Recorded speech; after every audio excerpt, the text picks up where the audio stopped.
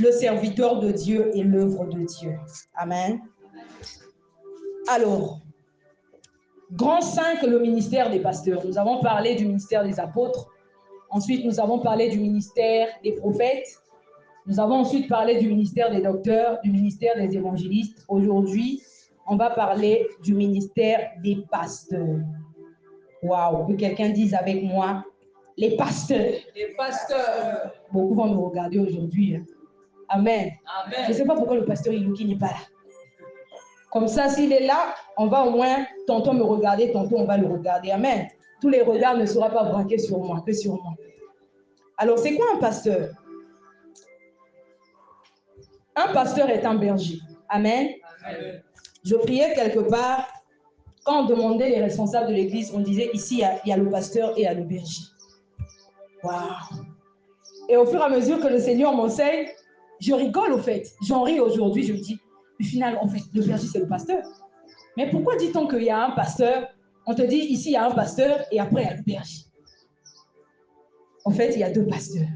Amen. Amen. Un pasteur est un berger, le responsable d'un troupeau. Amen. Et un responsable est une personne à charge de quelque chose. Lorsqu'on te confie, on te donne une responsabilité, on te donne par exemple la charge d'un enfant, on va te demander des comptes. Amen. Parce qu'on te l'a confié. C'est un enfant qu'on t'a confié. Donc, tu as la charge de cet enfant-là. Donc, un pasteur est un berger.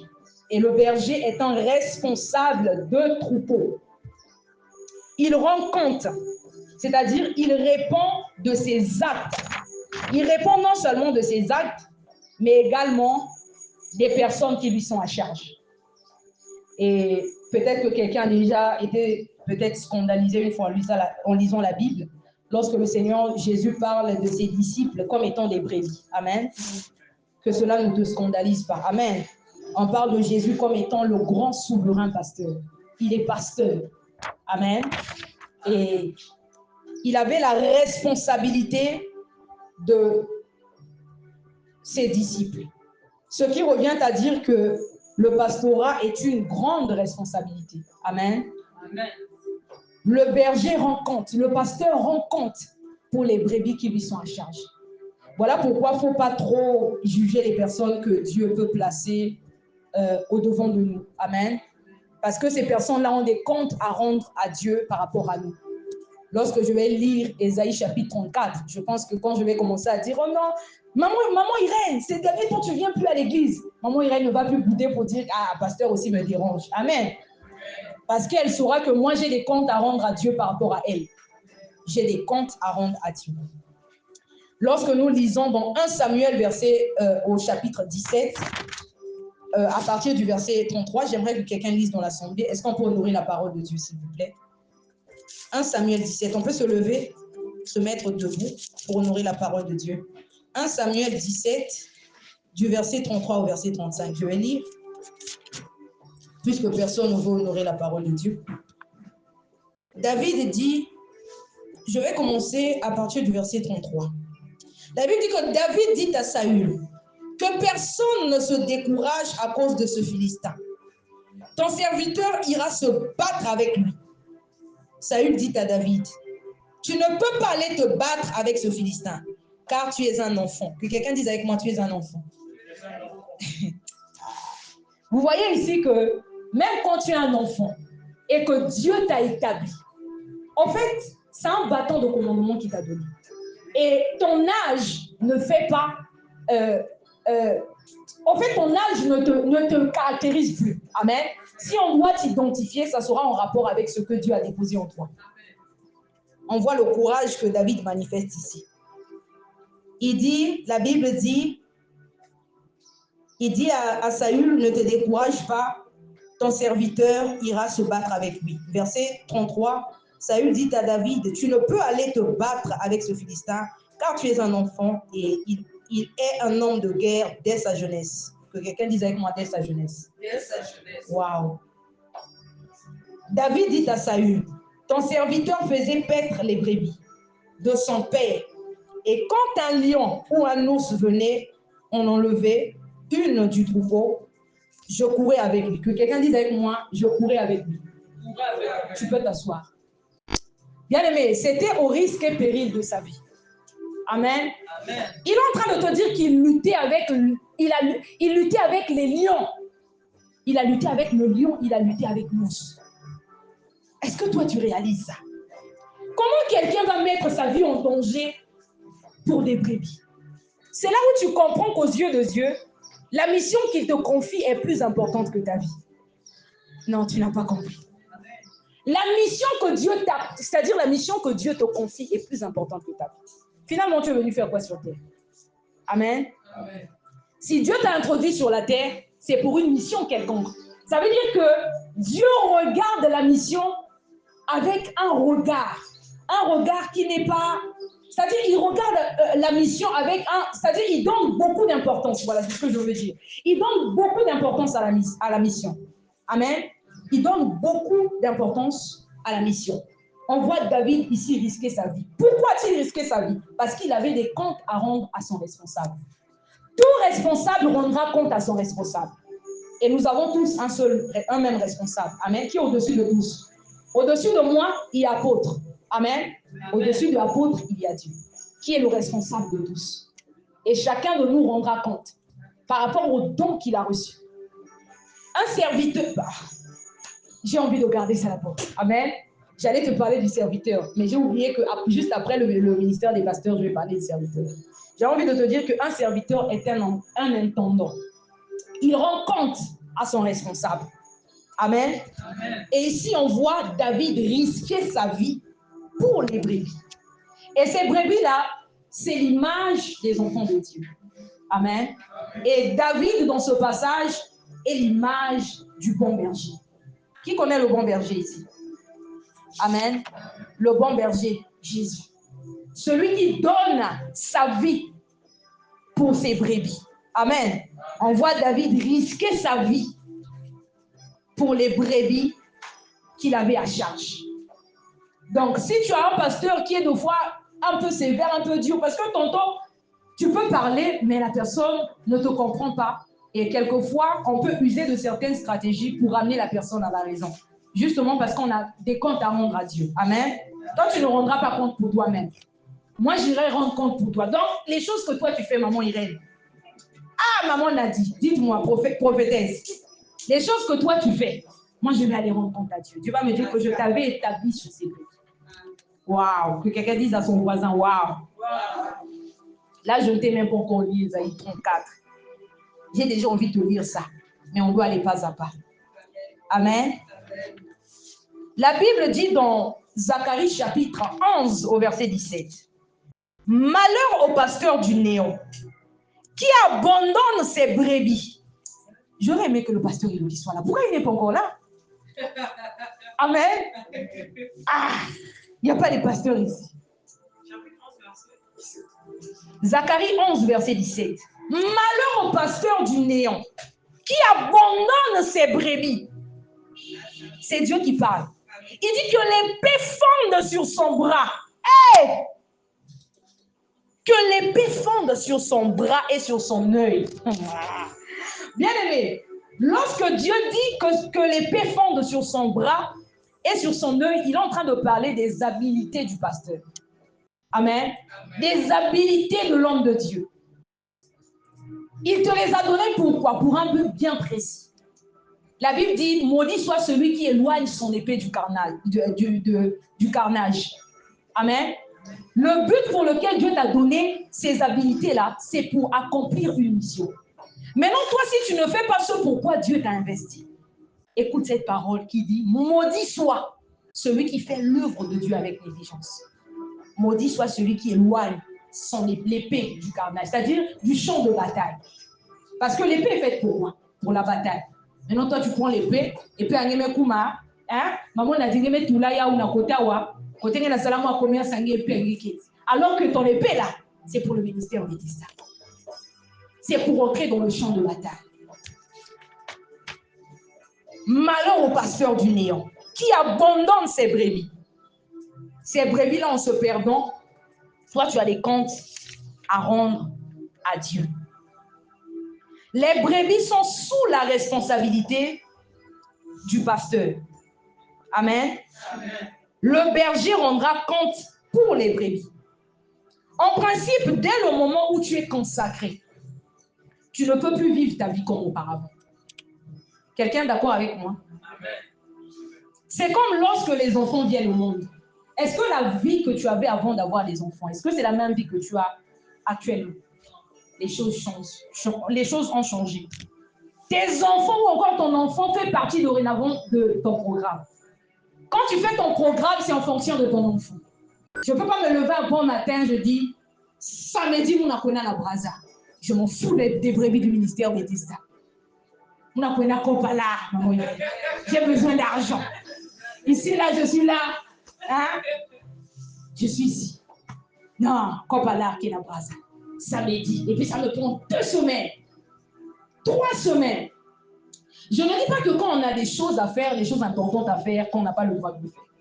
Mais toutefois, en établissant ton programme, tu as le droit d'inclure les brebis que Dieu t'a confiées. Tu as le droit de tenir compte de tes responsabilités. Tu as le droit de tenir compte de ta responsabilité. Jouer piano, tu ne vas pas te lever un bon matin. Samedi, tu as oublié que samedi, tu dois être ici. S'il y a la possibilité de reporter ton rendez-vous, fais-le. Amen. Amen. À moins que quand il n'y a pas de possibilité, Dieu va te comprendre. Mais quand il y a possibilité, dis à la personne que moi, j'ai une responsabilité à l'église. Amen. Amen. C'est moi qui joue au piano, c'est moi qui joue à la guitare, c'est moi qui chante, c'est moi qui prêche, c'est moi qui suis protocole là-bas. Donc, s'il te plaît, est-ce qu'on ne peut pas faire ça même dimanche ou bien lundi? Amen. Amen. Tu dois inclure, tenir compte de tes responsabilités en établissant tes programmes. L'autre mardi à partir à 17h. Ça, c'est l'heure de la réunion de prière. Tu vas rendre compte. Regarde ton voisin. Dis-lui que tu rendras compte. Ngaïne. Acclame pour la parole de Dieu. Tout responsable rendra compte à au responsable de tous. Pour ceux qui prennent des notes, on a défini un pasteur. Nous avons dit que le pasteur, c'est un berger. C'est le responsable d'un troupeau. Et nous avons défini un responsable. C'est quelqu'un qui a charge de quelque chose ou d'une personne. Amen. On va prendre petit de fonction des pasteurs. On va parler du rôle, de la mission des pasteurs ou encore de l'activité des pasteurs. Amen. Un berger, c'est-à-dire un pasteur, est un guide. Amen. C'est quelqu'un qui est chargé de guider, c'est-à-dire conduire ou encore orienter, si on peut dire ça comme ça. Il nourrit et soigne les brebis. Vous savez, avant de préparer cette étude, je savais qu'un pasteur a la responsabilité de conduire le peuple de Dieu. Amen. Je savais aussi qu'il avait la responsabilité de nourrir le peuple de Dieu, c'est-à-dire prêcher la parole. Mais je ne savais pas qu'il avait la responsabilité de soigner les brebis. Non, tu n'as pas compris. Quand tu allais acclamer pour la parole de Dieu, est-ce que quelqu'un peut acclamer pour la parole de Dieu? Un berger, c'est-à-dire un pasteur, est chargé, ça c'est l'activité des pasteurs, est chargé de guider, c'est-à-dire de conduire, de nourrir et de soigner les brebis qui lui sont en charge. En préparant cette étude, j'ai dit, waouh, jusque-là, il n'y avait que deux choses que je faisais. C'est-à-dire conduire, nourrir, c'est-à-dire prêcher la parole.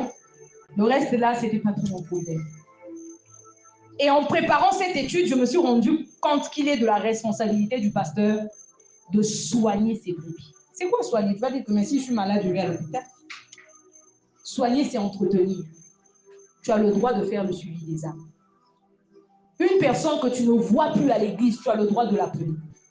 Bon, c'est vrai, ça aussi, je faisais quand même, maman Irène. Amen. Amen. Tu as le droit d'appeler la personne. De dire, pourquoi tu ne viens pas? Pourquoi est-ce que je ne te vois pas? Vous savez, il y a des églises où... il y a des églises où Quand tu es là-bas, non, tu auras même l'impression que tu es en prison. Moi, j'étais quelque part, je vous dis la vérité. Dès que je voyais l'appel du pasteur là, je ne voulais pas décrocher. C'est-à-dire, quand il ne te voit pas le dimanche, il va obligatoirement t'appeler. Il va débarquer chez toi. Si tu commets seulement la maladresse de lui montrer ta maison, si tu commets seulement la maladresse de lui montrer la maison, même à pied, il va venir. Ah! Moi, j'étais à la raffinerie et l'église était à Tchad.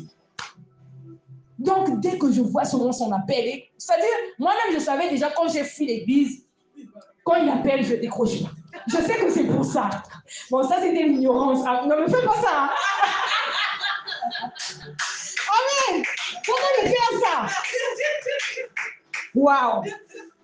Il va débarquer chez toi. Je disais, mais c'est quoi? Il y a beaucoup de gens là-bas. Moi, je ne comprends pas. Qu'est-ce qu'il a avec moi? Oh, ma soeur, je te vois. Par un moment, j'avais même envie de mettre son numéro au rejet. Et quand j'avais quitté l'église, que Dieu me pardonne, j'avais dû mettre son numéro au rejet. Parce que je ne savais pas que faire. Je trouvais des excuses. Je n'ai pas le temps. Malgré ça, il ne se fatiguait pas. Waouh! C'est quelqu'un qui avait, que Dieu me pardonne, hein? Amen. C'est quelqu'un qui avait compris c'est quoi le rôle d'un pasteur. Amen. Amen. Maudit soit, malheur au pasteur du néant qui abandonne les brebis. Tu as des comptes à rendre pour les brebis que Dieu t'a confiées. On t'a consacré, on t'a établi sur, Dieu t'a établi sur son troupeau. Qu'est-ce que toi tu fais du troupeau de Dieu?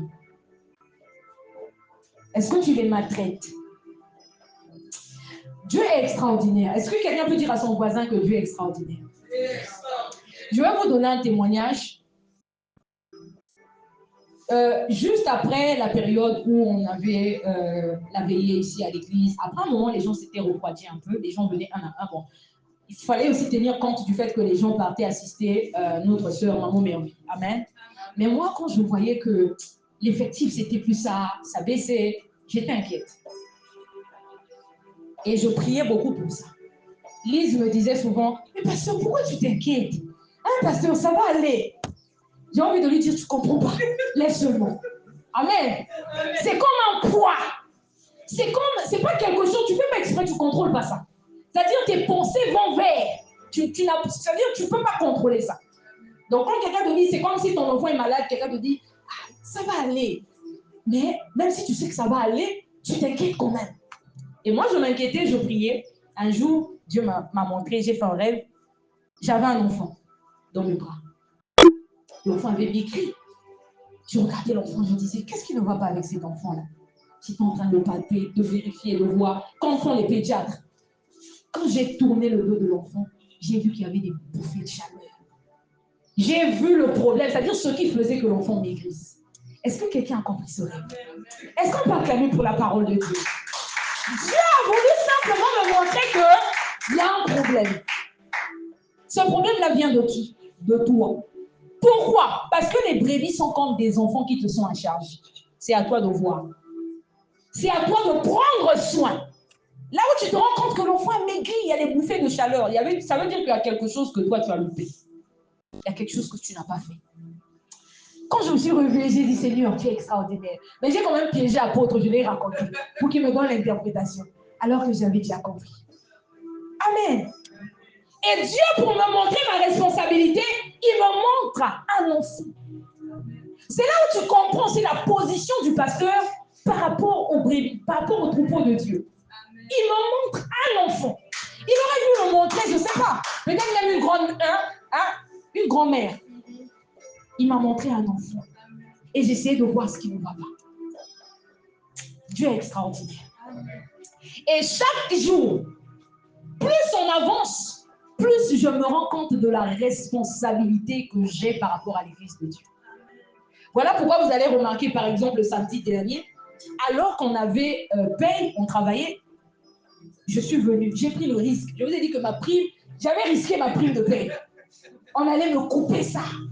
Alors que l'argent, là, j'avais fait le programme. J'avais fait un programme. Donc, si on me coupait ça, j'allais lire comme la fois dernière qu'on avait coupé. J'avais déjà établi mon programme. Mais j'ai dit, il y a une étude que j'ai commencée, je n'ai pas le choix.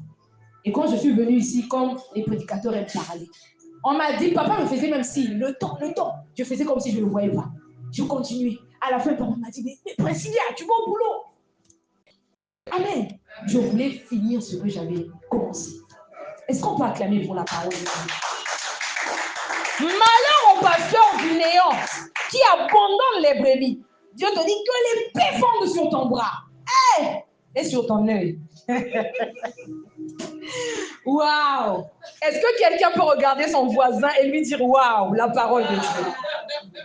Amen. On va aller dans Matthieu chapitre 25, à partir du verset 24. Du verset 24 au verset 29.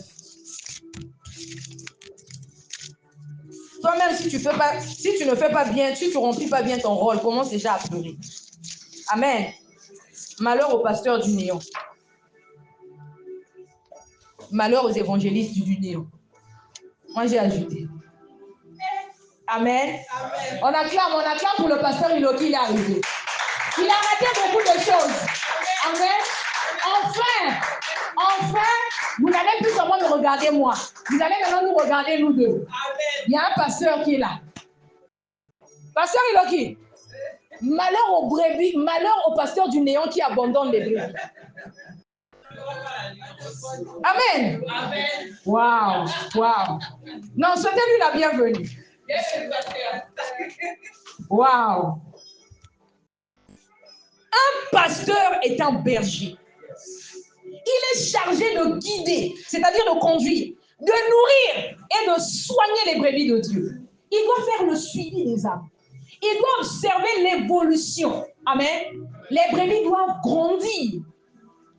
Tu vas voir les brebis prématurées. On ne veut pas les brebis prématurées ici. Hein? Amen. Je veux que tous, ensemble, que nous puissions monter ensemble.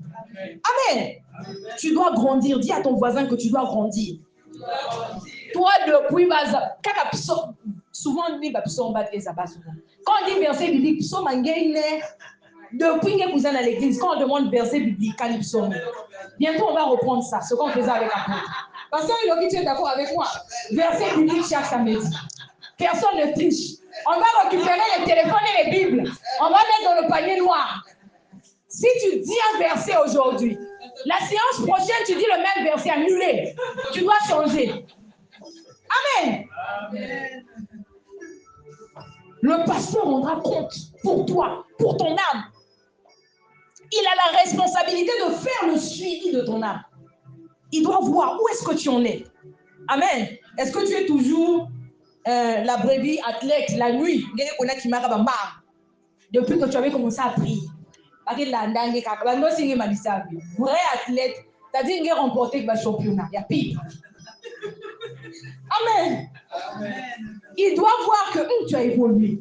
Il y a même compris par rêve. Quand on vient, moi je me rappelle, à l'époque, je faisais souvent des rêves. Pas bien. Et un jour, j'ai rêvé quelqu'un de ma famille qui venait avec une grosse marmite. Il y avait le sac à dos. Dès que je l'ai vu approcher, j'ai dit, hey! Je t'avais interdit, je te le dis encore aujourd'hui, que ce soit ta première et ta dernière fois de demander la nourriture. Je n'ai plus jamais fait de rêve. Les rêves du genre que je faisais. Je l'ai dit que ce soit ta première et ta dernière fois. Un jour, ça a une fois.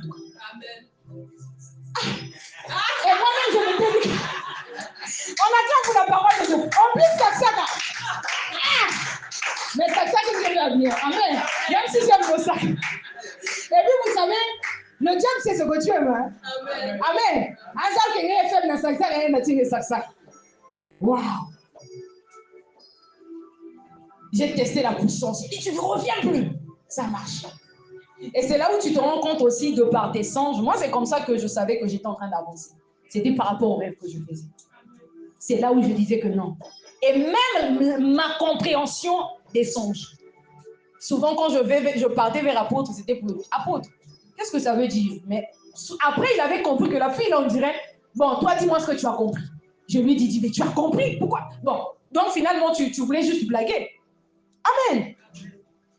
Un pasteur fait le suivi des âmes. Il conduit, nourrit et soigne les brebis. Il doit veiller à ce que les brebis mangent régulièrement. Amen. Sinon, il y a des brebis malnutries. Il y avait bien. Comme dit l'apôtre dans les évangiles, quand elle sucrée, reçois.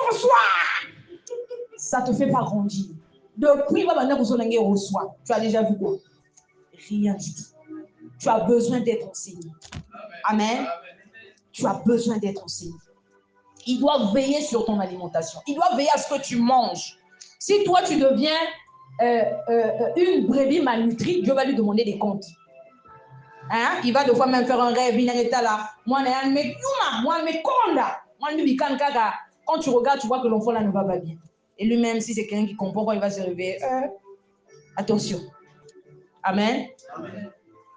Le psaume 23 nous révèle quel genre de berger Dieu est. On va aller dans le psaume. Je n'ai même pas encore lu Matthieu 24. Bon, on met ça d'abord de côté. On va lire le psaume 23. Là-bas, on nous révèle quel genre de berger Dieu est. C'est-à-dire, c'est même le meilleur exemple. Amen. Dieu est le berger par excellence. C'est-à-dire le meilleur, le berger excellent. Psaume 23. Je vais lire. La Bible dit que l'Éternel est mon berger. Je ne manquerai de rien parce qu'il est ton berger. Il me fait reposer dans de verts pâturages. Là où il te fait reposer, en fait, ça c'est la partie de entretenir, prendre soin. Amen. Il te fait reposer dans de verts pâturages.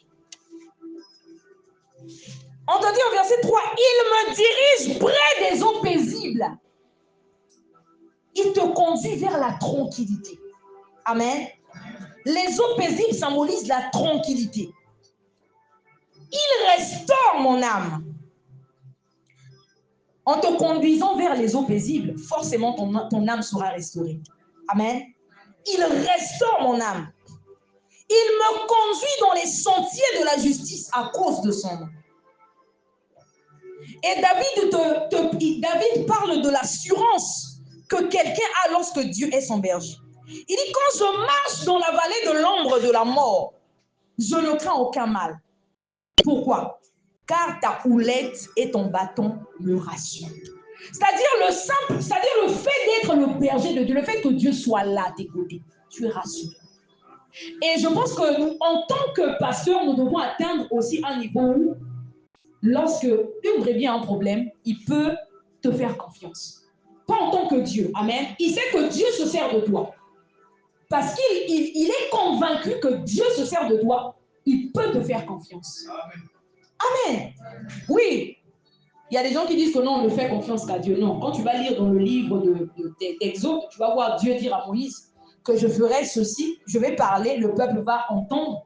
Et afin qu'en écoutant ces paroles-là, qu'ils aient toujours confiance en toi. Donc Dieu voulait emmener le peuple d'Israël à faire confiance à Moïse. Amen. Il dit, tu dresses devant moi une table en face de mes adversaires. Tu induis ma tête et ma coupe déborde. Dieu est le berger par excellence. Et nous devons prendre l'exemple de Dieu. Amen.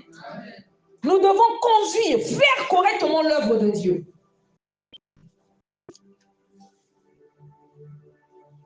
Et celui qui conduit les autres doit savoir où il va. Amen. Il doit connaître le chemin. Si tu ne connais pas le chemin, où est-ce que tu vas? Tu vas emmener les brebis de trouille. Toi-même, tu ne sais pas où tu vas. Bon, maintenant, tu vas emmener les brebis de trouille. Tu dois connaître le chemin. Et le chemin, c'est la parole de Dieu. Jésus a dit, je suis le chemin, la vérité et la vie. Et lui-même, Jésus, c'est la parole personnifiée. Donc, le chemin, c'est la parole de Dieu. Amen. Il est la parole faite chair. Donc, celui qui conduit les autres doit connaître la parole de Dieu. Amen. Amen. Il doit connaître la parole de Dieu. Voilà pourquoi, c'est comme je disais, du moment où dès lors qu'on t'a consacré, c'est-à-dire tu ne peux plus vivre ta vie normalement. Il y a des jours où tu n'as pas envie de méditer. Tu dois méditer. Amen. C'est dans la parole de Dieu où tu vas découvrir Dieu. Pour enseigner le peuple de Dieu. Toi, tu ne lis pas ta Bible. Tu vas enseigner quoi? Amen. Tu vas enseigner quoi au peuple de Dieu? Amen. Ils doivent grandir. Ce n'est pas la prière qui fait grandir. Hein. Ah, Seigneur, Non, non, non, c'est pas ça. C'est la parole de Dieu. Amen. Même si je vous impose les miens ici, là-bas, le pasteur qui vient, mais c'est la parole de Dieu. C'est comme si on te posait les mains pour que tu grandisses dans la vraie vie. Non, on doit te nourrir. Amen. Une alimentation saine pour que tu grandisses. Et il en est de même pour la parole de Dieu. On doit te prêcher pour grandir. Voilà pourquoi il faut venir régulièrement à l'église. Il ne faut pas choisir des jours. Oh, samedi, hier, il me couille. Samedi prochain, il me couille. Après, il y a troisième ina, on répète. En fait, quand tu fais ça, en fait, ce n'est pas le problème du pasteur. Amen. Lui, il va rendre compte pour toi, certes. Mais Dieu te voit. C'est-à-dire qu'il voit, quand toi, tu fais tes programmes là, Dieu sait que toi, tu as déjà dit, par exemple, maman Irène a déjà dit samedi 14, je ne serai pas là. Elle a déjà établi son programme. Et Dieu sait. Amen. Tu dois grandir. Et pour cela, tu as besoin d'être nourri.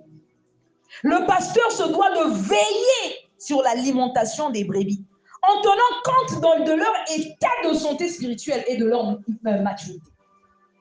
Amen. On ne prend pas le manioc pour donner un nouveau-né. Il y a un genre de nourriture pour les nouveau-nés. Amen. Il y a un genre de nourriture, si tu donnes à un nouveau-né, c'est-à-dire tu peux gâcher les choses. Donc, il faut aller pas à pas.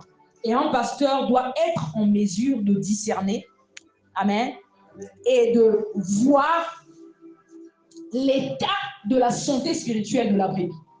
Il doit être en mesure de voir, de discerner, de voir l'évolution, la maturité. Où est-ce que la brebis en est avec la croissance spirituelle? Et si tu constates que la brebis a encore un enfant, il y a des choses, tu viens lui dire, il ne va pas comprendre. Voilà pourquoi même, en principe, quelqu'un qui a la déontologie, il y a même des choses que tu ne peux pas dire devant une brebis qui n'est pas encore mûre. C'est-à-dire, je peux venir, je discerne, je vois, Yalise, c'est quelqu'un de mature. Je viens, je confie ça à Yalise. Mais quand je viens, je regarde, je dis, bon, le frère Saint, il a encore du chemin à faire. Je confie à Yalise. Yalise n'a pas le droit d'en parler au frère Saint. En fait, quand je confie à Yalise, je ne commets pas d'injustice. Amen. Je tiens compte de sa maturité. Non, tu ne comprends pas ce que je suis en train de dire. Je tiens compte de sa maturité. Elle peut supporter ça. Mais lui, non. Par rapport à sa maturité, il n'est pas peut-être encore suffisamment mature pour comprendre ça. Voilà pourquoi vous allez voir Jésus, il y a des choses qu'il faisait avec la foule. Il y a des choses qu'il faisait avec les 12. Il y a des choses qu'il faisait avec ses 3 petits. Amen. Pierre, Jacques et Jean. Il pouvait les emmener tous. Venez, je vais me transfigurer devant vous. Amen. Ça ne t'a jamais traversé l'esprit. Il pouvait les emmener. Venez, vous êtes tous mes petits. Vous êtes tous mes disciples. Venez, je vais me transformer devant vous. Il appelait les 3. En tant que pasteur, nous devons tenir compte de la maturité de chacun. Il faut observer. Il faut constamment prendre le temps de regarder, de dire, ah, tu dois voir où est-ce que Yalise en est avec sa foi, dans la maturité. Elle atteint quel niveau? Amen. Et par rapport à sa maturité, il y a un genre de paroles que tu pourras lui donner. Il y a un genre de choses que tu pourras lui confier. Donc, le pasteur doit veiller sur l'alimentation des brebis en tenant compte de leur état de santé spirituelle et de leur maturité. L'apôtre Paul qualifie certains chrétiens de Corinthiens des bébés spirituels. Amen. Il dit, vous êtes encore des gens charnels parce que vous qui deviez déjà manger de la nourriture solide, vous en êtes encore venus à prendre du lait spirituel plutôt que de la nourriture solide. Donc, il a discerné. Et il dit qu'en effet, s'il y a encore parmi vous des querelles, ça veut dire que vous êtes encore des gens charnels. Et en tant que personne charnelle, il y a des choses que vous ne pouvez pas supporter. Amen. Si je vous parlais de certaines choses là, vous n'allez pas supporter ça. Vous serez scandalisé. Amen. Il y a des choses que le pasteur Iloki va me dire, ça va pas me scandaliser. Ça sera normal. Mais toi, si tu écoutes, non, mais ma bien, il m'a compliqué. Donc, fois, c'est par rapport à la maturité. Amen. Un pasteur est comme un maître d'école. Il sait le genre de cours qu'il faut donner par rapport au niveau de chaque élève. Amen. Tu ne vas pas prendre les cours d'un enfant du CM1 pour donner à ceux qui sont encore à la maternelle. Ils ne vont pas te comprendre. Amen. Amen. Un pasteur est comme un maître d'école. il connaît le genre, il sait le genre de cours qu'il doit donner par rapport au niveau de chaque élève. Et pour le Seigneur, prendre soin de son troupeau est une marque d'amour. Amen. Prendre soin du troupeau de Dieu pour Dieu, c'est une marque d'amour. Le Seigneur Jésus pose la question à Pierre jusqu'à 3 fois. Simon-Pierre, m'aimes-tu? Paie mes brebis. Une fois. Simon-Pierre, oui maître, m'aimes-tu? Paie mes brebis. Hey, jusqu'à 3 fois. C'est là où tu vois le sérieux avec lequel Dieu prend son œuvre. C'est des fois toi et moi qui négligeons l'œuvre de Dieu. C'est-à-dire, l'œuvre de Dieu a une grande valeur pour Dieu. Je veux dire que Dieu peut retarder même un voyage, un projet à cause de son œuvre. C'est-à-dire, toi, tu as fait ton programme, il regarde, il dit, les enfants là ne sont pas encore mûrs, suffisamment mûrs. Tu restes là. Toi, maintenant, ma mère, c'est moi, je vais partir. Il retarde ton projet. Parce qu'à ses yeux, son œuvre est plus importante que ta vie. Sinon, tu sers à quoi? Il t'a pris, il t'a introduit pour une mission bien précise. C'est toi et moi, de fois, qui négligeons ces choses-là. Et raison pour laquelle il y a des choses qu'on devait peut-être déjà voir. On n'est pas béni de fois à cause de ces choses-là. Bon, on est béni parce que Dieu nous a bénis de toutes sortes de bénédictions célestes en Jésus-Christ. Mais ces choses-là, on ne les voit pas. Amen. Parce qu'on néglige de fois l'œuvre de Dieu. On place ça au second plan, de fois même au second. De fois au dernier plan. Tu as bien fait ton programme. C'est-à-dire, toi, en haut, tu places ton entreprise. Après, tu as mis ta femme. Maman Alicia, je ne parle pas à toi, hein, je ne m'adresse pas à toi. Amen. Après, tu as placé ta femme. Après, tu as placé ton mari. Après, tu as placé ton enfant. L'église, c'est à la fin. Donc, il n'y a pas de challenge. C'est-à-dire, quand il faut faire le choix, à l'église, Katoukou. Amen. Waouh. Simon-Pierre, m'aimes-tu? Paie mes brebis. Sans amour, personne ne peut correctement faire l'œuvre de Dieu. C'est-à-dire, sans amour, tu ne peux pas faire l'œuvre de Dieu. Amen. Parce que c'est une grande responsabilité. Amen.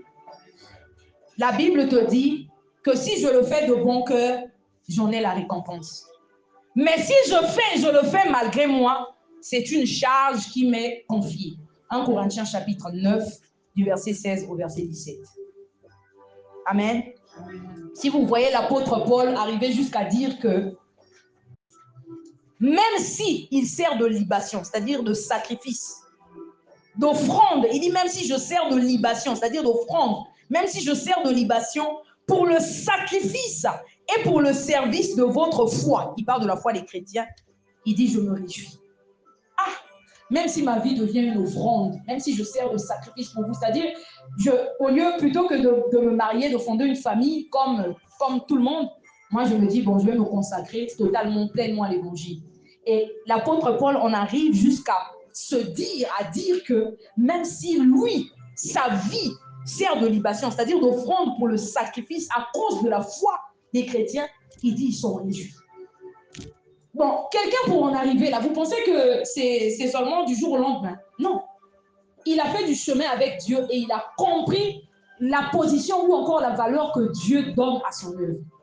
À tel point que pour lui, sa vie ne compte plus. Je vous avais dit que moi, il y a des choses que Dieu m'a promis. Mais même s'il ne me donne pas ça, je n'arrêterai pas de le servir. Je vous parle, je suis sur la chair. Amen. Ce sont des choses que je pense réellement. Il m'a promis des choses, mais même s'il ne me les donne pas, je vais servir parce que j'ai compris, je sais pourquoi je dois servir. Ces choses-là sont secondaires. Amen. C'est même pas pour ça que tu es venu sur la terre. Les autres, la marouina. Quand on te dit, reçois, tu vas te marier, amen. Bon, tu peux te marier aussi, mais à la fin, tu vas en enfer. Bon, ça t'aurait servi à quoi? Ça n'a aucun sens. Amen. Il y a des mariages qui éloignent de Dieu. Hein. Tu étais une sœur bien zélée. Depuis que tu t'es mariée là, amen. Tu es devenue même rare à l'église. Moi, c'est ta langue là. Ça va façon. Un mariage qui t'éloigne de Dieu, c'est un bon mariage. Mieux vous rester célibataire. Je préfère. Amen. On acclame pour la parole de Dieu.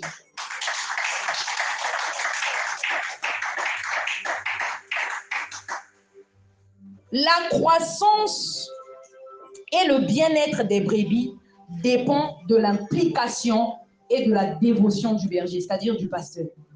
On va aller dans Matthieu chapitre 24. On va prendre du verset 25 au verset 51. Matthieu 24, du verset 25 au verset 51. Je vais lire. La Bible dit, voici, je vous l'ai annoncé. Ah, c'est ça, Matthieu 24, d'accord. À partir du verset 25. Voici, je vous l'ai annoncé d'avance. Si donc on vous dit, voici, il est dans le désert, n'y allez pas. Voici, il est dans les chambres, ne le croyez pas. Car comme l'éclair part de l'Orient et se montre jusqu'en Occident, ainsi sera l'avènement du Fils de l'homme en quelques lieux que... C'est Matthieu 24. Non. Pardonnez-moi, je me suis trompée. Ah, c'est Matthieu 25. Matthieu 25, 24 à 29. Matthieu 25, 24 à 29. Je vais lire. Celui qui n'avait reçu qu'un talent s'approcha ensuite et dit, Seigneur, je savais que tu es un homme dur qui moissonne où tu n'as pas semé et qui amasse où tu n'as pas vanné.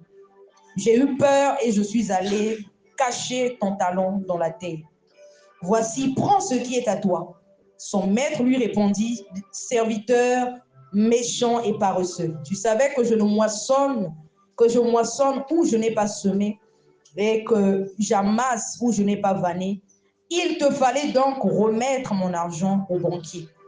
Et à mon retour, j'aurais retiré ce qui est à moi avec un intérêt. Ôtez-lui donc le talent et donnez-le à celui qui a les 10 talents, car on donnera à celui qui l'a et il sera dans l'abondance. Mais à celui qui n'a pas, on ôtera même ce qu'il a. Amen. Est-ce qu'on peut acclamer pour la parole de Dieu? Amen. Vous voyez ici que le but pour lequel Dieu nous donne les talents, les dons, c'est pour faire valoir ses dons et ses talents. Amen. C'est pour travailler dans son champ. Ce que Dieu te donne, c'est pour travailler. Voilà pourquoi j'ai toujours l'habitude de dire qu'il faut rechercher l'intérêt de Dieu dans tout ce que tu fais. Il y a des activités qui étaient censées grandir, mais qui ne sont pas arrivées au bout de, peut-être de, comment je peux dire ça, qui n'ont pas fait exact, qui ne se sont pas déployés, si je peux parler comme ça, juste parce que tu as pris autre chose, tu as placé au-dessus de Dieu. Amen. Il faut savoir équilibrer. La Bible nous parle de Dieu, on te dit que Dieu est un Dieu jaloux qui punit. Bon, je m'arrête à jaloux. Dieu est un Dieu jaloux. Amen. Et tu dois tenir compte du fait que dans tout ce que tu fais, Dieu doit trouver son compte. C'est-à-dire, quand tu établis tes programmes, Dieu doit trouver son compte. Tu veux monter une activité, Dieu doit trouver son compte. Peu importe ce que tu vas faire, toutefois que Dieu trouve son compte dans ce que tu fais va proliférer. Parce que Dieu va t'accompagner. Amen. Et pour terminer, on va lire Ésaïe, chapitre 34. Pasteur Iloki, attache bien ta ceinture. Amen. Là, on fait la descente. On va lire Ézéchiel 34, du verset 2 au verset 10. Ça, j'aimerais que quelqu'un lise dans l'assemblée. Ézéchiel 34, verset 2 au verset 10. Est-ce que quelqu'un veut lire? Depuis le début, je lis seul. Ah! Ésaïe 34. Ézéchiel 34, 2 à 10. La parole de Dieu dans Ézéchiel 34, 2 à 10. Amen. Fils de l'homme, prophétise contre les pasteurs d'Israël. Amen. Prophétise contre les pasteurs d'Israël. Amen. Prophétise et dis-leur. Et dis-leur. Aux pasteurs. Ainsi parle le Seigneur l'Éternel. Ainsi parle le Seigneur l'Éternel. Malheur aux pasteurs d'Israël. Pasteur dit ça bien quoi? Malheur. Malheur aux pasteurs d'Israël. Malheur aux pasteurs d'Israël. Là où l'évangéliste qui mis à mis le dos en haut là. Amen, amen. Amen. Alléluia. Amen. Il dit, merci. Alléluia. Amen. Donc il dit, malheur aux pasteurs d'Israël. Amen. Qui se pesaient, pardonnez-moi, qui se pesaient eux-mêmes. Amen. Qui se pesaient. C'est eux. Qui se paissaient eux-mêmes. Alléluia. Amen. Ah, et deux autres. Verbe paître. Amen. Les pasteurs ne devaient-ils pas paître le troupeau? Les pasteurs ne devaient-ils pas paître les troupeaux? Ça veut dire que si tu es pasteur, tu es appelé à paître le troupeau de Dieu. Ah, pasteur, c'est fort. Hein? Pasteur avance. Amen. Verset 3. Vous avez mangé la graisse. Ah, Et... quand on dit la graisse, là, pasteur, tu as compris. Ah. Vous avez mangé la graisse. Alléluia. Donc, vous avez joui du bien-être au milieu des troupeaux. Vous avez profité. Amen. Profitez situation. Pasteur, continue. Amen. Amen. Vous vous êtes vêtus avec la laine. Ah, Ah, vêtus, mon bonnet. amen. Vous vous êtes vêtus avec la laine. Vous avez tué ce qui était gras. Vous n'avez point fait paître les brebis. Ah, ça veut dire que au lieu de paître les brebis de Dieu, ce qui devient plus important pour toi, c'est maintenant les offrandes, hein, les dîmes. Ça devient plus important que les brebis. Ça, c'est un danger. Pasteur, continue. Verset 4. Vous n'avez pas fortifié celles qui étaient faibles. Lorsque j'ai parlé de la fonction, c'est-à-dire l'activité des pasteurs, j'ai parlé de conduire, j'ai parlé de nourrir, j'ai parlé de prendre soin. Ici, Dieu parle de prendre soin. Amen. Amen. Guéris celles qui étaient malades. Il dit, est-ce qu'on peut acclamer pour la parole? Alléluia. Alléluia. Il dit, vous n'avez pas fortifié celles qui étaient faibles. Donc, pasteur, il a dit, tu te rends compte que tu as la responsabilité de fortifier une brebis que tu vois qui s'est affaiblie dans la prière. Amen. Amen. Pas seulement de regarder, tellement bon, ça me dit, non. Tu te dois de fortifier la brebis. Yes. Vous n'avez pas fortifié celles qui étaient faibles. Voilà pourquoi aussi il y a des ministères, les choses ne marchent pas telles qu'elles étaient censées marcher parce qu'on ne fait pas ce qu'on est appelé à faire. On ne fait pas correctement ce qu'on est appelé à faire. Il y en a qui ne le font pas, non pas par négligence, mais par manque de connaissance. Pasteur, continue. Pensez celles qui étaient blessées. Ah, ça c'est toujours dans le cadre de prendre soin. Pensez celles qui étaient blessées. Là où tu remarques que, apparemment, il y a quelque chose qui ne va pas. Lorsque quelque chose ne va pas dans la vie de l'autre, quand tu as la possibilité, Dieu te fait remarquer ces choses, ce n'est pas pour dire à tout le monde que, Yann nous a joué hier, il vit ainsi, bavin. Amen. Amen. Tu te dois de prier pour la personne. Continue. Surtout la partie là, c'est grave. Vous n'avez pas ramené celle qui s'égarait. Ah, on acclame pour la parole de Dieu. Vous n'avez pas ramené lesquelles? Celles qui s'égarent. La fois dernière, j'ai parlé de brebis rebelles. Si tu dis va à gauche, il y a un dernier chose de quoi mais ne va pas aller à droite. Bon, une brebis comme ça, tu vas répondre pour elle. C'est dur. Hein? Amen. Amen. Tu vas répondre pour elle. Pasteur. C'est dur. Hein? Ça te vous dit, mais. Amen. Pasteur, continue. C'est compliqué. Je vais lire ça sur une dernière fois. Vous n'avez pas ramené celle qui s'égarait. Amen. La charge. Cherchez celle qui était perdue. Amen. Amen. Simplement, on a marqué un, Amen, c'est carré. Mais besoin qu'on est à gauche, avec on est à droite. Bon, à droite, pour les nous rencontrer la maman. Maintenant, Dieu te dit ici que toi, tu te rendras compte pour ça. Donc, tu te dois de la ramener. Trouve les stratégies. Si il y a des joyeux, c'est compliqué, hein? Amen. Non, ça en train de vous encourager, on dirait pas ça. Comment tu trouves ça? Amen. On acclame pour la parole de Dieu. Comment nous faire ça? Pas ça. Ça a un boulot, hein? Ça a un boulot. Amen. Tu peux continuer, pasteur. Mais vous les avez dominés avec violence et avec dureté. Avec dureté, on a des comptes à rendre. La dureté aussi, de fois aussi, ça gaspille. Ça, c'est vrai. Amen. Trop sévère, quand on te voit, tu fais peur. Pécheur. Tu as des comptes à rendre. Amen. Waouh, Dieu nous enseigne. Continue, pasteur. Et on est au verset 5.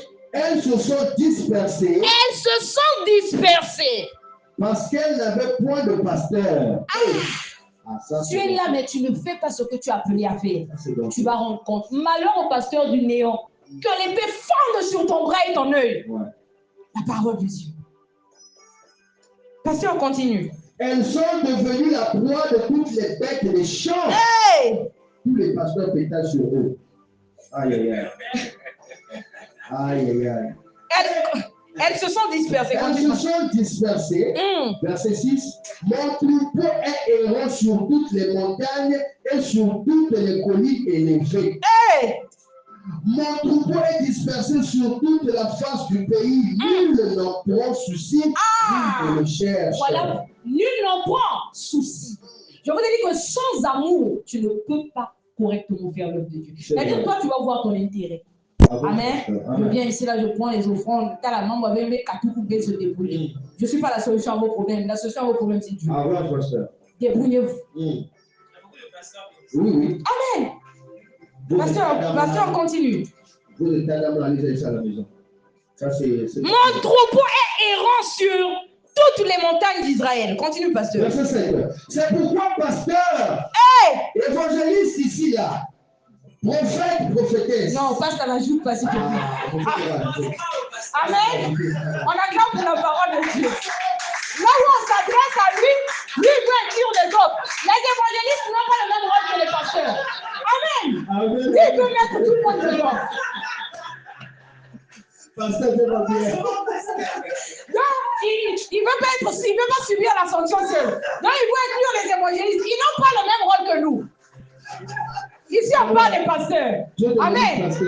Tranquillement, c'est bon, ça. Tranquille, tranquille.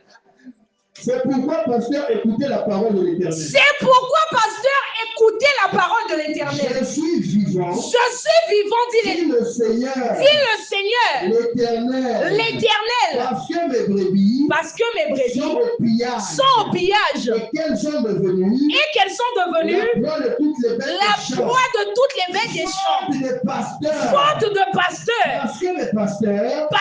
Mes pasteurs. Ne prenez aucun souci.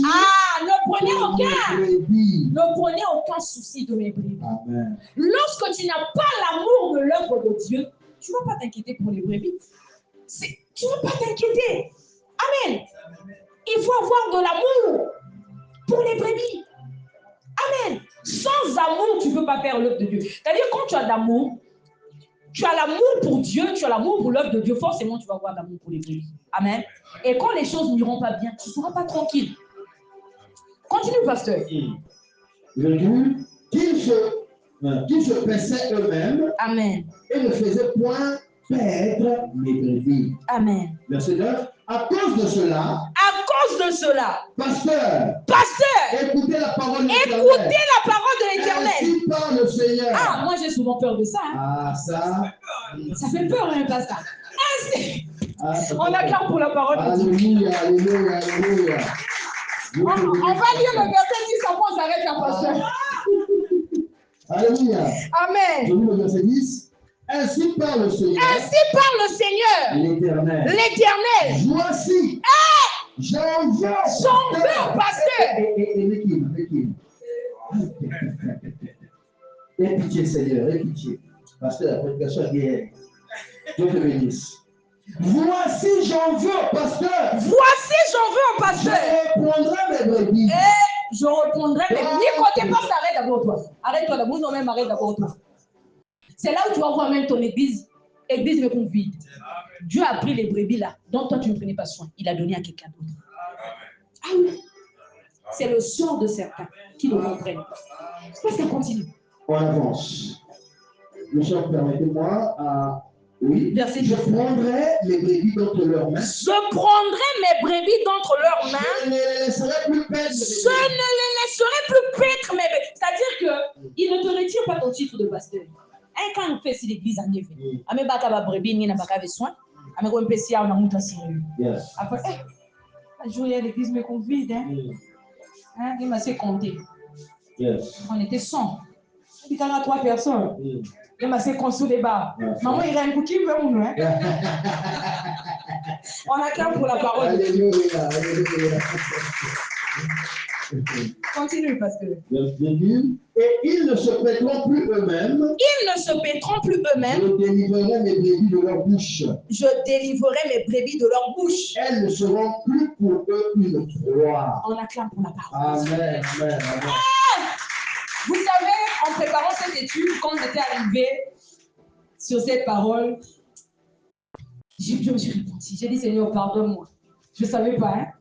Amen. Je ne savais pas que c'était comme ça. Moi, je savais qu'on conduit, on nourrit. Je ne savais pas qu'on prenait soin. Amen. Je ne savais pas qu'on prenait soin. Waouh.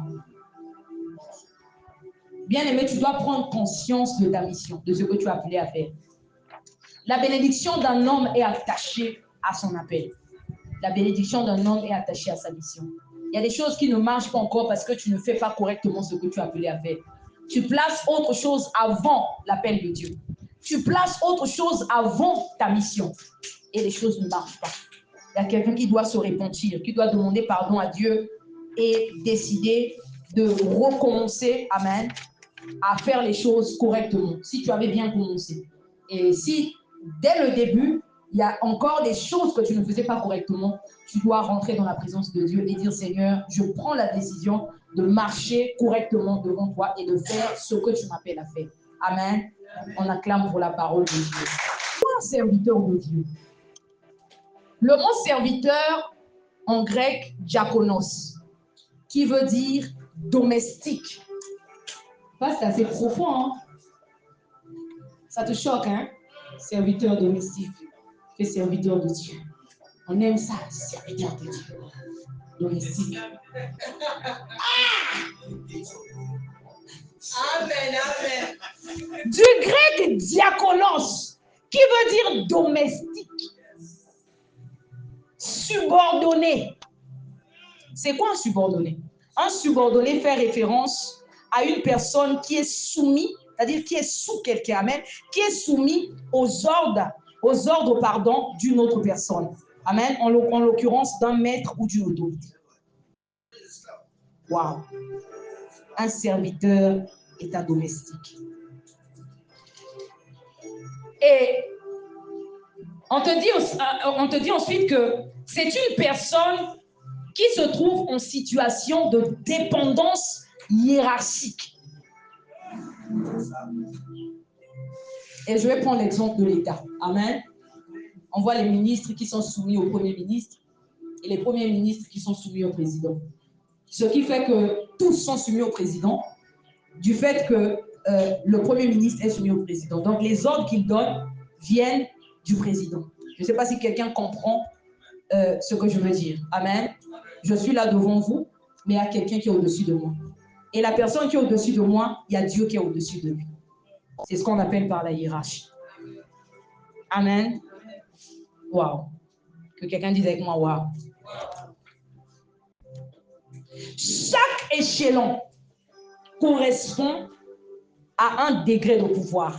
Chaque échelon est équivaut à un degré de pouvoir. Amen. D'autorité, de responsabilité, de compétence, etc. À chaque position, un certain niveau d'action. Amen. C'est là où vous allez voir dans Nombre chapitre 12, Dieu parle à Aaron et à Myriam pour leur rappeler la position de Moïse. Il avait envie de leur dire que vous êtes tous mes serviteurs, mais attention, Moïse est au-dessus de vous. Amen. Il leur a rappelé la position de Moïse par rapport à eux.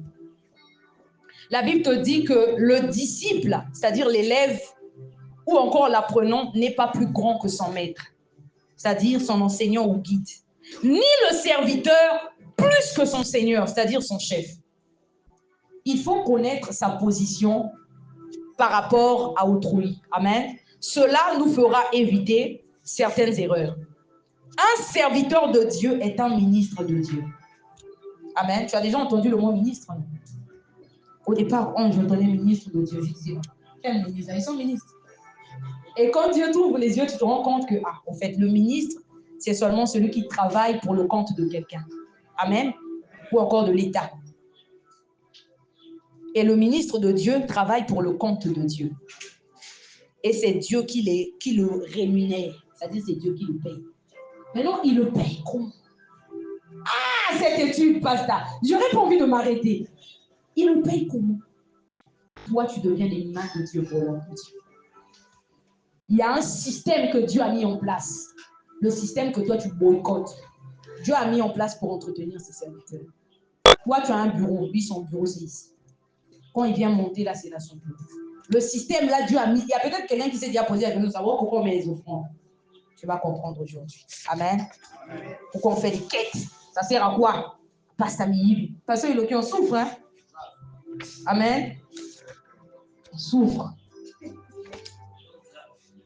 On va aller dans Nombre chapitre 18. Je vais m'arrêter autour de 40-45, pardonnez-moi. Nombre chapitre 18, à partir du verset 1. Ça, j'aimerais que quelqu'un lise dans l'assemblée. Si c'est moi, tu vas dire que j'ai falsifié les écrits. Toi, tu dois lire. Nombre chapitre 18, du verset 1 au verset 13.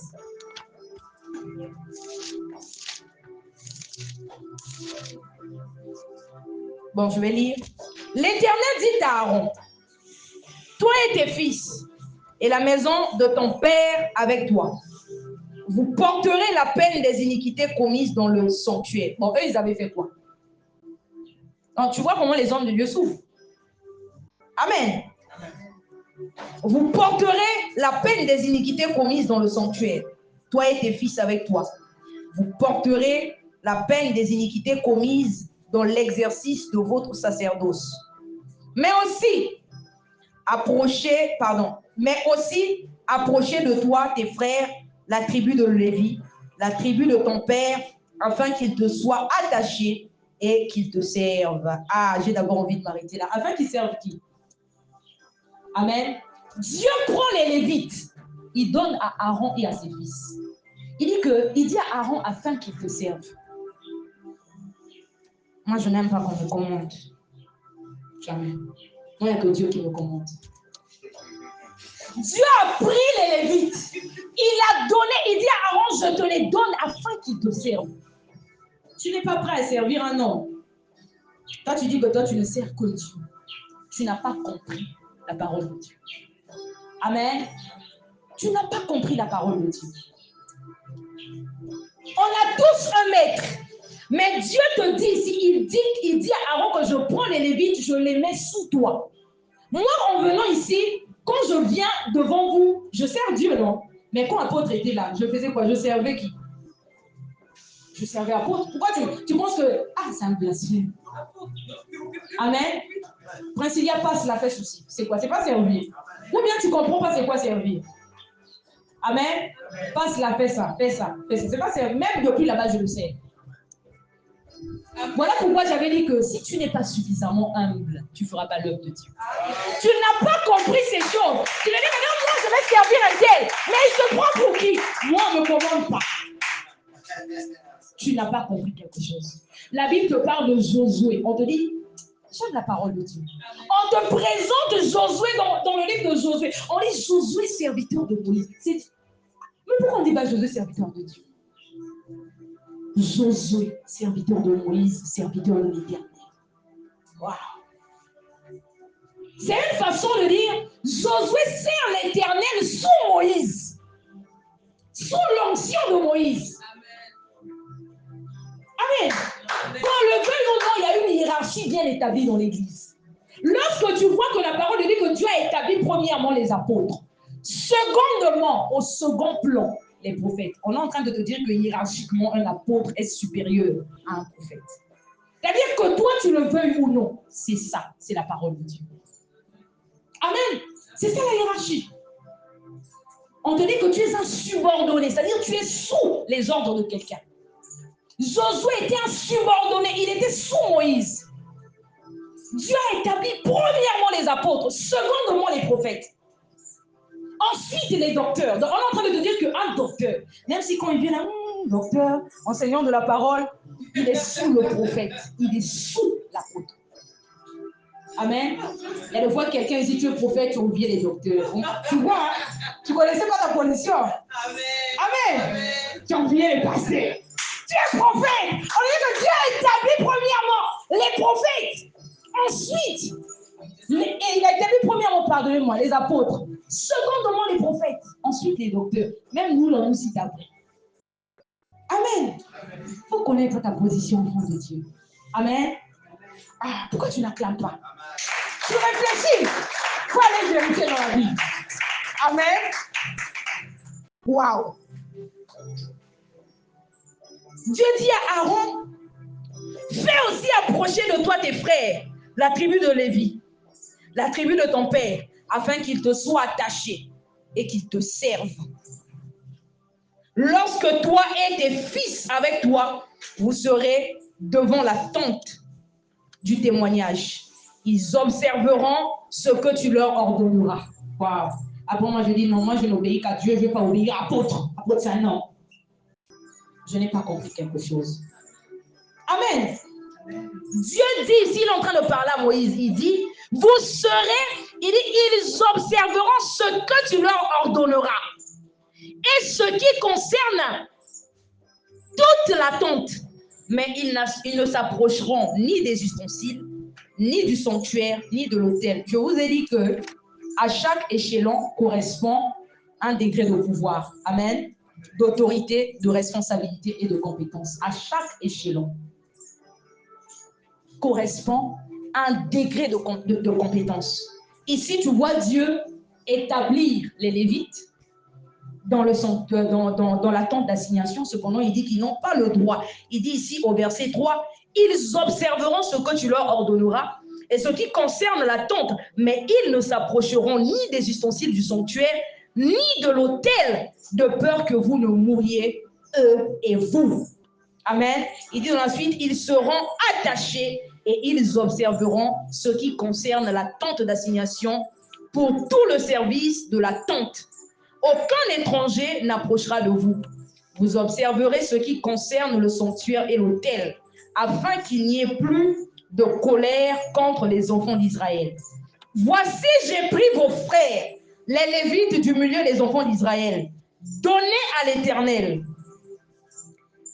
Ils vous sont soumis en don pour faire le service dans la tente d'assignation. Toi et tes fils avec toi, vous observerez les fonctions de votre sacerdoce pour tout ce qui concerne l'autel et pour ce qui est en dedans du voile. C'est le service que vous ferez. Je vous accorde en pur don l'exercice du sacerdoce.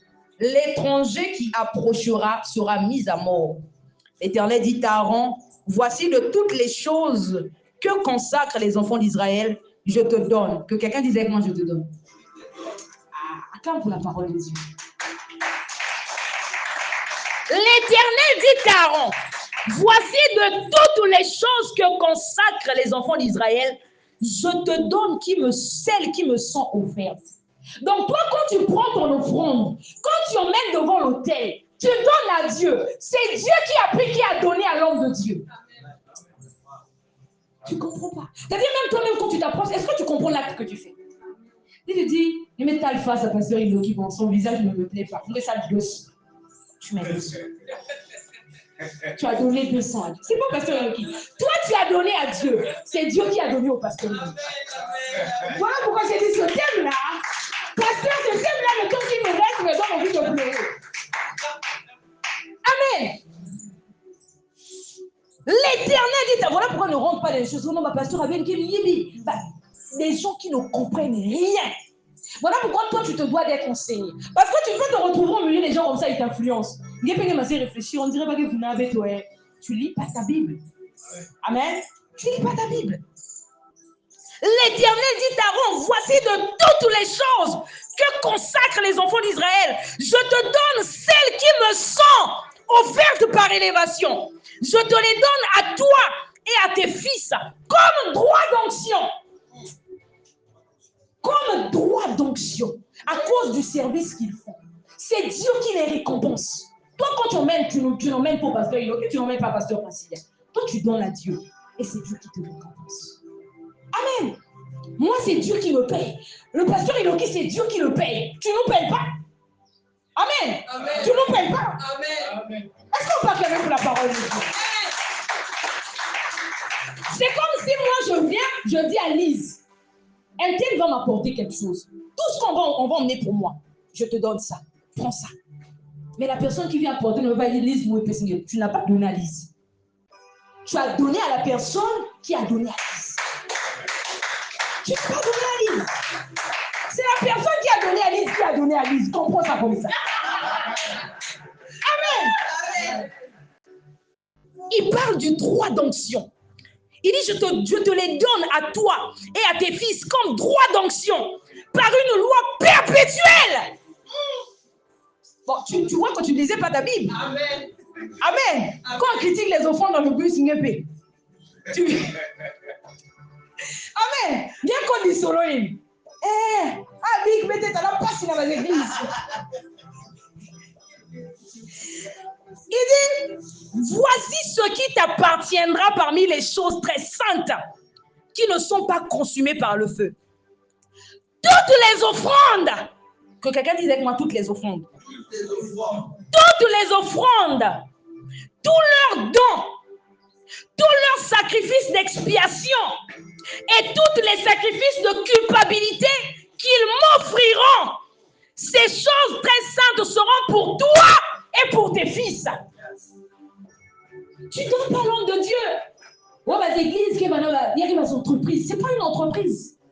Amen. Une église est un organisme à but non lucratif. Je vais expliquer ça plus tard. Ce n'est pas une entreprise. Une entreprise tire des bénéfices. L'église ne tire pas des bénéfices. Quand tu emmènes à Dieu, c'est Dieu qui donne à son serviteur. Amen. Il dit dans la suite, verset 10, vous les mangerez. Pasteur, il Dieu nous donne le droit de manger. Est-ce qu'on peut acclamer pour la parole de Dieu? Vous les mangerez. Toi, quand on va manger,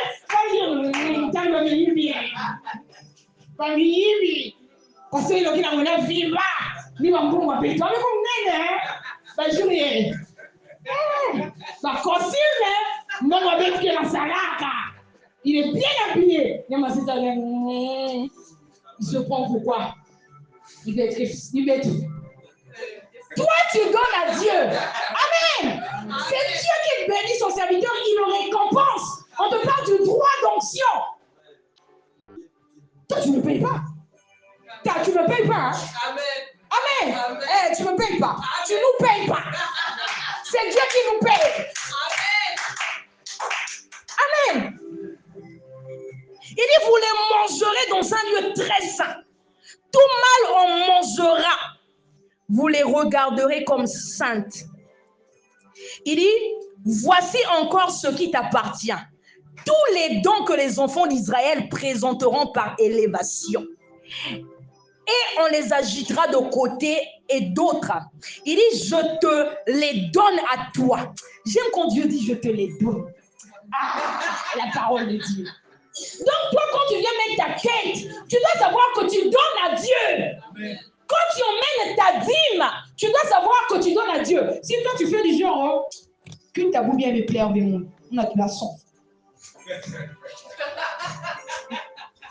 Tu le fais, en fait, tu donnes 100 fois à Dieu. Amen. Tu méprises Dieu. Amen. Ce n'est pas le pasteur que tu méprises. Ou bien le thème qu'il a posé, au thème à Boubia, me plaire de nous. Le pasteur ne prêche pas par rapport à toi. Amen. Amen. Me plaire de nous. Ou bien mais Baba a perdu trop. Donc, oui. Est-ce qu'on va acclamer pour la parole de Dieu? Mais pourquoi tu l'acclames pas bien? On dirait que tu te retrouves. Amen. Ah, j'aime quand Dieu dit vous les mangerez. Il dit voici encore ce qui t'appartient, tous les dons que les enfants d'Israël présenteront par élévation. Et en les agitant de côté et d'autre, je te les donne à toi, à tes fils et à tes filles avec toi, par une loi perpétuelle. J'aime quand il ajoute par une loi perpétuelle. Quiconque sera pur dans ta maison en mangera. Je te donne les prémices. Je vais expliquer. C'est quoi une offrande? C'est quoi une aumône? C'est quoi une prémisse? Je vais t'expliquer pourquoi ça a des noms différents. Ça, c'est pour la séance prochaine. Le samedi prochain, c'est le pasteur Yogi qui va intervenir. Mais après lui, je viendrai expliquer ces choses. Amen. Il dit, je te donne les prémices qu'ils offriront à l'Éternel. Donc, de voir ton premier salaire. Quand tu emmènes ça, parce que toi, tu donnes à Dieu.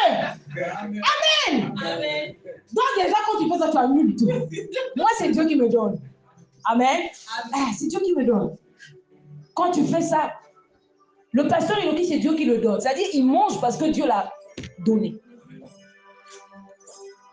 Il dit, je te donne les prémices qu'ils offriront à l'Éternel. Tout ce qu'il y aura de meilleur. Ce que j'aime, il dit tout ce qu'il y aura de meilleur, pasteur Iloki. Donc, pas du n'importe quoi. Dieu te donne tout ce qu'il y aura de meilleur. Donc, quand l'évangéliste vient, il dit, je donne une voiture à Dieu. Tout ce qu'il y a de meilleur. Pasteur Iloki.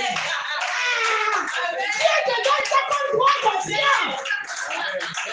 Tu as le droit de manger. Quand tu dis là, il n'y a pas le droit de faire ça, non.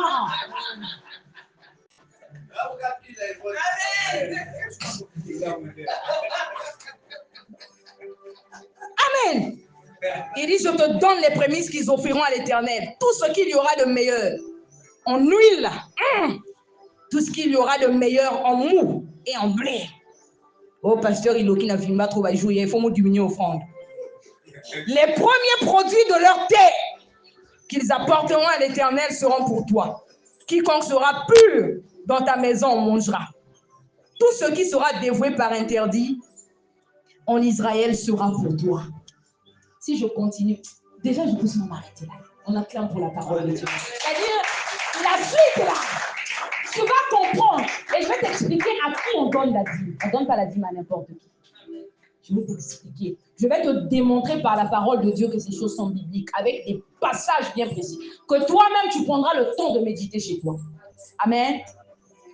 Alors je vais inviter le pasteur Iloki. Avant qu'il n'approche, j'aimerais que quelqu'un qui a été béni par la parole prie pour cette parole avant que je ne laisse la place au pasteur Iloki. Amen. Est-ce que quelqu'un peut prier pour la parole?